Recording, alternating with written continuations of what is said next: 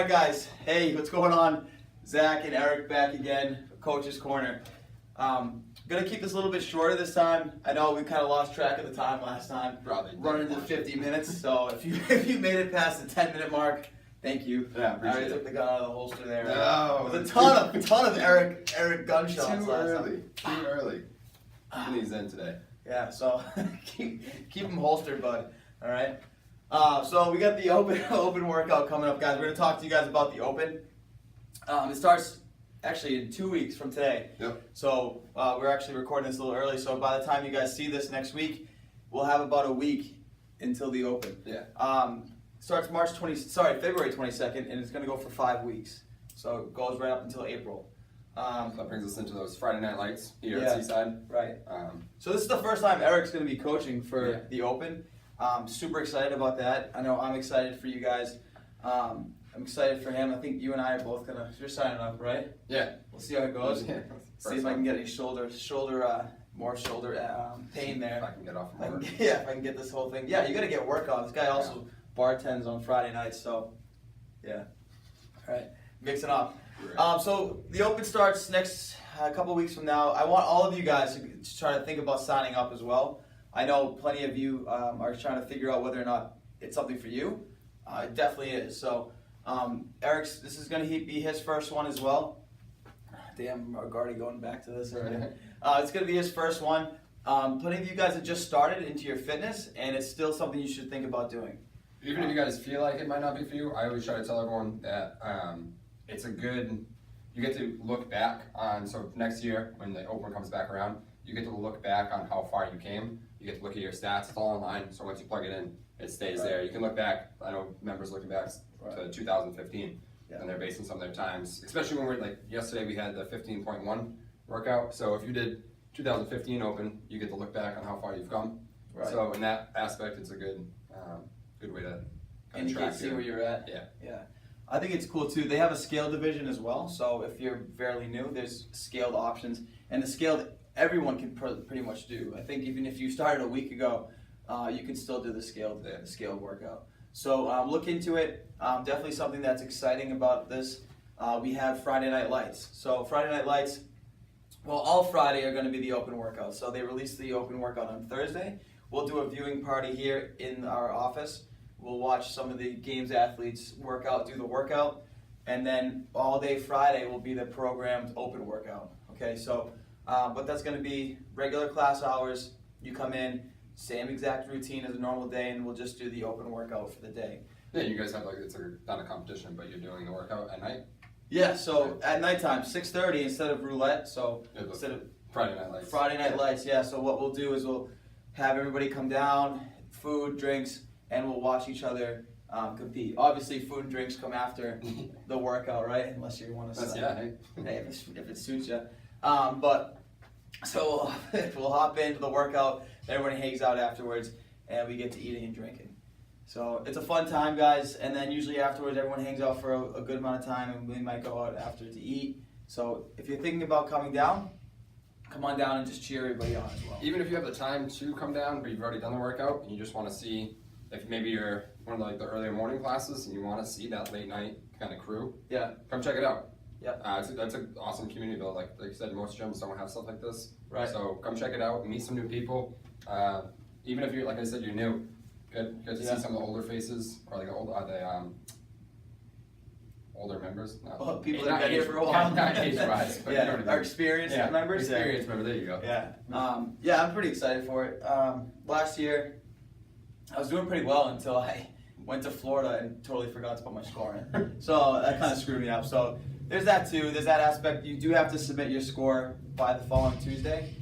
If you forget, you can't submit it late. So Monday by 4. Oh yeah, Monday night. You had 4 or 5. Right. Yeah, I think So you have that Thursday to Monday. I think Monday by midnight is what it is. Is it? Yeah. I'll look it up. Or something. Oh no, maybe not. I don't know. I can't remember. Something. Submit it as soon as you can. Just submit it once you're done, and you guys have plenty. You have till Thursday, from Thursday till Monday to redo the workout, and then resubmit it by Monday night. Yeah. So, a couple other things we wanted to talk about today. We're gonna keep it short again. Mobility. Yeah. Working on your mobility, how to get the most out of it, and your accessory work. Mobility meaning just being able to get into proper position, body mechanically, just to get in the proper position, right? So whether it be an overhead squat position or working on your shoulder mobility, working on your hip mobility, ankle mobility, we're going to talk a little bit about that. I know Eric and I try to hammer it to you guys about how important mobility is, but I think that a lot of the mobility work comes outside of actual class time. Yeah, so guys, like, you know, we only have an hour in here, and it's tough to get all you guys in here, settle down, go for a warm-up, get into some of the strength portion, or even prepping for the workout, like making sure you guys understand everything that we're trying to do. And then after you guys did the WOD, to kind of bring you back and do accessory work or mobility stuff. It's tough, especially when another class is coming in. Right. So a lot of the accessory, flexibility, mobility stuff like we're talking about, it can be done right after your workout time, but it's easier to do it in the gym while you're still here, or kind of on your own, especially like the mobility stuff. Right. If it's longer. Yeah, if you guys have a question about what mobility is and how to get better range of motion in certain areas, come and ask us. We'll give you guys a few tips. There's some of the stuff that we do in the warm-ups to increase our mobility for the workout, but that's stuff that you should be doing elsewhere. Yeah. If you continuously have shoulder immobility, and it's been a big issue for you, and we've been trying to tell you, hey, let's just try to get that a little bit more mobile, and let's just get that in good position, and you don't do anything about it, but you continue to develop those bad habits and use those bad habits during workouts, it's only going to get worse, right? So that's the importance of being able to get in good position and your mobility. Also, what comes from that is injury too, right? So if you're consistently doing it where you're not supposed to be able to do it, so say if your strict press is always out here because you don't have the mobility to get overhead, what you're doing there is just isolating your shoulders as well. You're not really stacking the weight over your body, so that can develop into a shoulder problem too. So yeah, or like say you're going for an overhead squat and you know your legs are strong enough and your shoulders are strong enough to get the weight overhead and be able to do that, but you don't have the mobility to bring it back and stabilize over your center of gravity. And we can only, like I said, there's only so much time in a class to try to work on that. It's kind of comes down to how much do you want to do for yourself in that outside time, because you can come in for an hour, go through the not CrossFit motions, I don't want to say it like that, but you can kind of go through the motions, and then maybe if you kind of hit a plateau or you kind of get stuck somewhere, it's kind of up to you later on the accessory work, the supplementary work to help yourself and on your own time. Like CrossFit's great in sense, like the workouts are great. The like we talked about last week, hitting good intensity is great. But then there's other things that we kind of supplement in there as well to make us better, right? So like mobility, that just translates into normal life too, right? It'll affect your sleep, how you sleep. It'll affect your daily routines, how you sit, your posture, and all that. And that developed over time, long periods of times, can get you into trouble with your health, right? So that's why America, we have such a high risk in surgeries, like hip surgeries, shoulder surgeries, back surgeries, just because we're not in the correct, more animalistic, but the way we were built, we're not using that the right way, right? We're not using our hips, our hamstrings, our glutes in the right way that we were meant to. So we're overdeveloping bad habits and causing problems for the long term too. So you'll be surprised just being tight and sore, or like from a workout, but you don't stretch afterwards. It can really affect your sleep. Yeah. Even and then you can't sleep, and then that adds up. It's a whole process. Everybody knows it too. Like I sleep on my side sometimes, or on my shoulders in different ways. But like that sleep where you wake up and your shoulders numb or it's super painful, it's like you walk in bed, you're like it's all floppy. Knock the girlfriend out of bed. No, but there has been a few times, right? You turn over and you really can't move it just because you're so sore. Maybe you should have stretched out or done something to kind of help that out a little bit. There's a ton of things out there too. I know I started using a little bit of ROM WOD.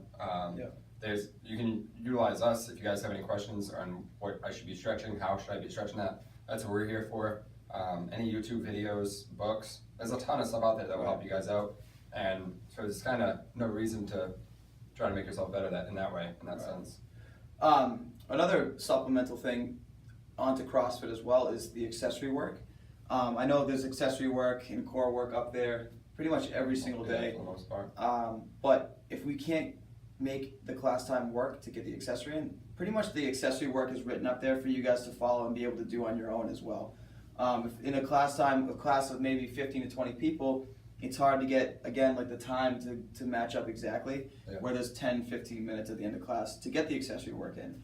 But that, you guys can also do that on your own. So I know plenty of people come up to Eric and I and ask, oh, what's the accessory for today? And I'll explain them the accessory, and they can do that during the other class as well. But what the accessory work does is it tries to develop muscles elsewhere that you're not constantly working during a CrossFit workout, right? We do more compound lifting in the strength. We do a lot of technical lifts in the workout, and then we do the gymnastics, but we're not really utilizing or singling out our muscles, right? Yeah. We're not really isolating the muscles that we could actually be working on that will help and translate over into CrossFit. Right, that's what I was going to say. Like I said, accessory, supplementary work, it's to supplement those bigger lifts. Like say we have you do, it was yesterday, single leg kettlebell, or single leg RDLs, stuff like that, little stuff like that, balancing out, help protect your ankle, strengthen your hamstrings, your glutes, translates over to squatting. Right, or like maybe you are like having trouble with the box jump and you're really, really good on one leg, mobility-wise, stability-wise, and your other one, but you never really realize, or you're all over the place on the left side. That might be hindering your box jump as well, or hindering something else, or your double unders, maybe your left is lagging behind a little bit in your jump or explosiveness or your stability. So those can just be what's taking you back. So that's why we do all the single leg work, all the isolation stuff, even lats, right? So people have trouble with the pull-ups and they want to get kipping pull-ups, but maybe they just need more lat strength. So they want to. So that's why we have a lot of ring work, a lot of single leg ring rows, single arm ring rows, and all that stuff. Try to help us out with our bigger movements, right? So that's why it's all super important, and that's one thing you can do to be a better athlete. So if you come to me and say, hey, you know, I've been really slacking, not being able to get these lifts off, or not being able to figure out CrossFit quite the way I want to, I'd probably say, hey, let's try to get the accessory work in. Let's try to build our strength. That way we can do this stuff. Yeah, and that stuff, it's there to protect us too. Because say we go for one of those big lifts, but we can't stabilize in our core because we haven't been doing midline, or we have like something overhead. We haven't been doing some kind of overhead shoulder stability in our accessory. Like it's there, but we haven't been doing it. That translates over to being safe in the lifts we're trying to do in the workout itself. Right, core is one of actually probably the most important part of lifting. Yeah. Right, because especially in these big Olympic lifts, if you don't have a strong core, you're gonna collapse under the weight. Right, that's what stabilizes that weight overhead. Your core stabilizing that, or on your back or on your front rack position. That's all being stabilized by your core. And you hear us say that too throughout the workout. Stabilize that core. Push it out, right? Yeah. Big breath, tighten it out. Exactly. Yeah. So that's super important, guys, and all that stuff. So that's pretty much what we wanted to reach out to you guys on the supplemental side of things. Yeah. Last thing we wanted to touch on was the 2-year CrossFit cliff. Okay, so what that is just the 2-year window when you become a beginner and towards the end there. You got that honeymoon stage. Right, the honeymoon stage right in the middle, right? So I'll just draw it out for you guys. So real quickly. So it kind of comes like this, right? So you got that little honeymoon stage in the beginning first. You get in here, your body's kind of adapting. Like you have the neurological changes as well. And it's kind of getting your body used to all these movements. So you start to peak, like you start to go up almost dramatically. Right, so this is like the pure beginner, right? You just start, you're introduced to all the mumbo jumbo of the words, right? Trying to figure out what's a thruster, right? Then we get that all the time still. That's when you're figuring out the movements, trying to figure out, make the neuromuscular connections so your muscles are trying to do something your brain can't figure out, or vice versa, right? So that's the beginning stage, right? Then we start to try to get in to, all right, we're starting to feel comfortable with the lifts here, right? So like, oh, now I know what a thruster is, but maybe my technique's not quite there, but I still know what I'm doing, right? I'm trying to make the progress there. And then we're slowly getting better at things, right? Right here, we're maybe making our biggest gains, like, oh, we figured out how to do kipping pull-ups, all right? So here's the 1-year mark. Yeah, so everything before that 1-year mark, that's all the stuff where we're learning how, like maybe you get your first, like you said, your first kipping pull-up, you're learning those basic movements. And then after that 1 year, that's where you start to really hone in on all those movements. Right, so now you figured out everything, right? Yeah. So now you know how to do everything. Now we're going to slowly get better at all those. So now we finally have our kipping pull-ups. Now we finally have a good proper overhead squat. We're getting all that stuff in. You're figuring out your double unders. You're just about to get them. And those moments are awesome. Those Right. Like, Yeah. goes So I on, think yeah. like the first time you do a muscle up or one of It's- those things, it's like, holy shit! Now Yeah. you're doing a ton of them. Yeah. And then you're PRing your lifts too, right? You might have hit a 50-pound PR Yeah. on your clean. I'll tell you right now, I'm not going to go 50 pounds heavier in my clean for another 2 years. You know, if Maybe that, not, maybe yeah. not even. I would say right? for if you are like religiously training over a long like years, you're happy to get 2 pound On a PR lift, on a max and, lift, like, yeah. especially Olympic lifting, like- that's super hard. Yeah, Yeah. it's like you're like if I can get that 1 to 5 pounds PR, that's huge. Right. That's Right. so no matter what what I it think it is. slows down. Yeah. Right. Good. So everything starts to slow down. So that's what we're getting at when we get up top here. So here's where we start to plateau. We're at a year and 3/4, year and a half, and then we start to come down a little bit, right? So we're starting to plateau after 2 years. And I feel like 2 year mark too. You've been doing it for so long. You're like maybe it's not routine so much, but you're not going through the motions. But it's Right. something you've been doing every day. Right. Your So you're body's not getting pushing used to it. yourself as hard as you were here to make yourself better. Now you're running off of kind of, I'm already pretty good at Yeah. this. I can take a day off. Or maybe you get a little bit injured in here, right? So you got to take some time off. This starts to happen. You get a little drop down, and then you're at the point where you're not making those huge gains anymore, right? There's nothing. You think there's nothing to look forward to because I already have muscle ups. I already have double unders. What else is there? What else Yeah, could I be right. getting good at, right? So 2 years is roughly when this starts to happen, and your lifts are starting to struggle. Maybe you went down 5 pounds in your lifts because your volume's been so high, right? You're working out more intense. With the intensity is nice and high, that you're wearing the wear and tear on your body starts to been a little bit higher, right? So you're starting to get more tired and more fatigued, that your lift started to go down because you're not performing well. So this tends to happen right here, right? So we'll see this and we'll see a little drop off. And what can happen to a lot of people is at that 2 year mark, they see this and then it's right back down, right? That's the cliff we're talking about. We do not want this to happen. So what ends up happening, guys, but we're trying to figure this out. We know who in here has been in here for a certain amount of time, and we can see it in some people's energy where they're at, right? So we try to figure out what's next, right? Between you, the individual, and us as coaches to help you out. Yeah. The best case scenario here is to figure everything out, hit that little rut, right?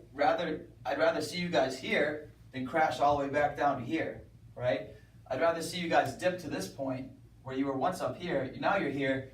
Let's turn that into another mountain to climb, right? So now what we're doing is taking that 2 year cliff that we just kind of went off of and find another mountain to climb. And that's so I think having that little drop down or like kind of going back to maybe I need to start putting in some more work. It's a little bit humbling too because you've been working so hard and then that comes with training. That comes with any training. Anything. It's not sports. just- You'll taper off. I know what's they call it, the sophomore slump. Yeah. In sports, because your second year, you had the best rookie season of all time, but your second year you fell down because this happened. Whoa, I made so many gains, and then you start to taper off and start to slack a little bit. Yeah. I'm ruining the cliff here. I'm destroying it. Really fell off. Yeah, so, whatever. And then, so now, this ends up happening to you. You gotta find something else. Like maybe it is the accessory work and the mobility work. Maybe it's like that right? barbell club So stuff. Or barbell club, the new stuff we have going on. We're gonna have longer endurance, threshold. threshold. Exactly. Find something else, right? So like we talked about last week, getting in a rut or doing the same thing over and over again for a long period of time ends up not working. So maybe try something new. Yeah. The workouts, the CrossFit workouts are going to consistently be changing all the time. So in that aspect, you'll always be getting the constantly varied moving there. So you'll be able to adapt in those workouts. But when it comes to your lifts and all that stuff, you got to find a new way around it.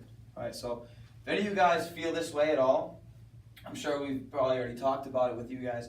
But if any of you guys starting to feel this, like, I'm not making the gains I once was, come up and talk to us because we've been there too. Right, every coach, every single athlete in any sport, not just CrossFit or any kind of weightlifting or weight training, has been there. Okay. Yeah, maybe it's not so much that you have to go to another class like a threshold or an endurance. Maybe it's just, hey, stay a little bit after, do some strength stuff, do maybe some of the compound lifting that, depending on the volume we're going in for the workouts itself, maybe just saying, doing accessory and more. That kind of base that off of where you are as an athlete. Right. Or find somebody who's feeling the same way and be like motivate each other. Yeah. Right. That's huge too. Like if Eric and I are just like we came off of a vacation or something, and I came back and I'm motivated, and he's like, oh yeah, I worked a ton. Like just like last week, right? Oh shit. I'll come in and be like, all right, let's do all these workouts today. Yeah. It's having a friend there and kicking you in the ass is kind of a good way to get that motivation going too. So come up, talk to us, talk to a friend, and let's make this let's make it another mountain, right? So that we'll figure the other 2 years out in 2 years, right? So this will end up happening again, but we should never end up back down where we started. Okay, we should always be pushing forward. So take that little bit of a dip and turn it into something positive. Like I know it's just a marker on a board, but think about if you're looking at this, look at how much how far you've come. You don't want to come back down here. You know, like you've worked this hard for 2 years. That small dip is, I don't want to say meaningless, but it's very small compared to everything else. Right. Then we're pushing into like mentally just so bad. Like imagine coming back down here and your old PR squat was 300 and now you're at 215 and that feels super heavy. Imagine that just does something to you mentally too. So like before we get to that mental part of feeling like we're gonna explode, let's turn that into something like this. Yeah. All right. So that's pretty much where we're going, right? Yeah. That's pretty much it. So we're gonna keep this one a little bit short and sweet, guys. Thank you guys for watching the last 2 ones. They were 45, 50 minutes. A little bit. There we go. Like when we start talking about all this stuff, it ends up getting carried away a little bit. So let's try to keep it a little shorter. Maybe add in a couple more videos here and there during the weeks.